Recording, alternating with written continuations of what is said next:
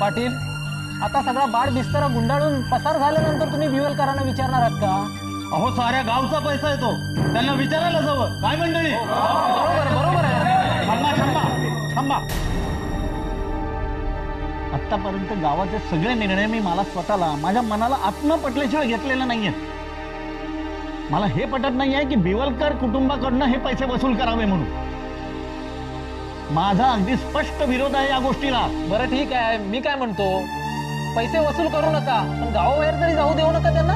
वा, मी आधी दगड फेकून वाड्याबाहेर काढलेत त्यांना आणि आता गावाबाहेर जायचं नाही त्यांनी.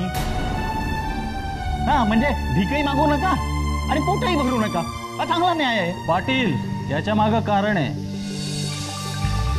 कारण असं आहे, आम्ही याच्या आधी वाघाच्या शिकारी खूप केल्या आहेत. आता ह्याचा काय संबंध इथे? याचाच संबंध आहे पाटील. रानात बकरीला बांधून ठेवली की वाघ आपोआप तिचा वास घेत येतो आणि जाळ्यात अडकतो. हा, अगदी बरोबर बोलला पाटील. कसं आहे, बिवलकर कुटुंब इथे राहिलं तर सरकार त्याला शोधत येणारच आणि गावच्या जाळ्यात अडकणार. काय मंडळी? हो, बरोबर आहे पाटील. आपल्याला पण अशीच काहीतरी शक्कल लढवायला लागणार. नाहीतर पाटील, तेलही जायचं आणि तुपही जायचं, हाती यायचं धुपाटणं. थांबा. मी मगाचपासून सांगतोय तुम्हाला, माझा या गोष्टीवर अजिबात विश्वास नाहीये. माझा या गोष्टीला विरोध आहे, त्यामुळे विषय संपला.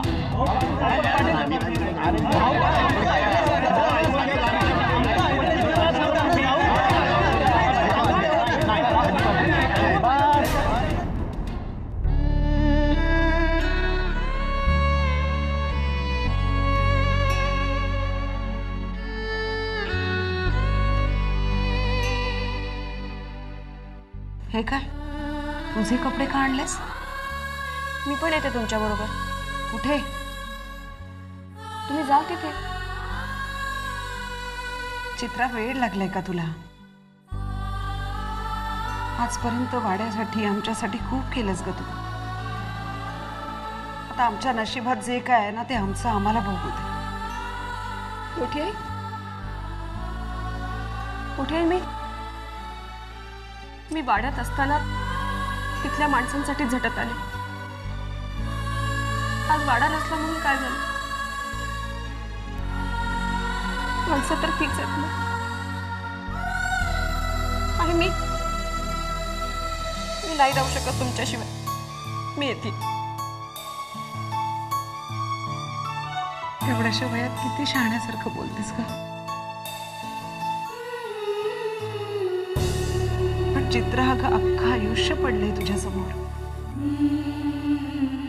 आता जरा स्वतःचा विचार कर, दुसऱ्याचा विचार करणं सोडून दे. नाही मोठी आहे, मला असा विचार करणं शक्य होणार नाही.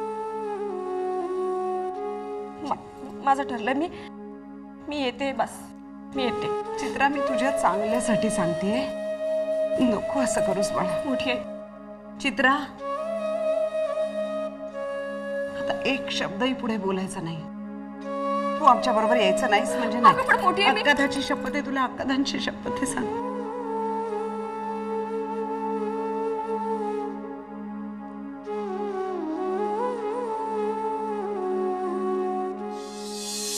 ए मर्दा, बस की थोडा खाली.